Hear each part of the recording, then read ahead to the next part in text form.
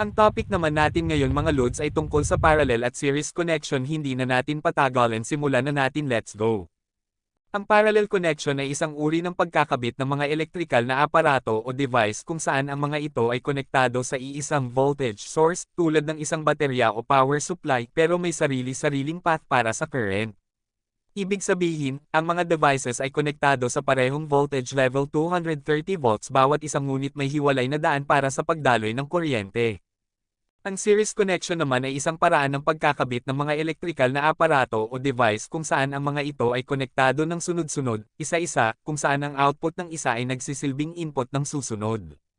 Ibig sabihin, ang current ay dumadaloy sa iisang daan lamang pag naputol ang isang linya ng ilaw, ang kasunod naman ay hindi naiilaw at saka ang voltage ay nag-a-accumulate sa bawat device. Yun lamang po mga lods, at kung nagustuhan nyo ang topic natin ngayon, huwag kalimutan mag-follow, like, and share at huwag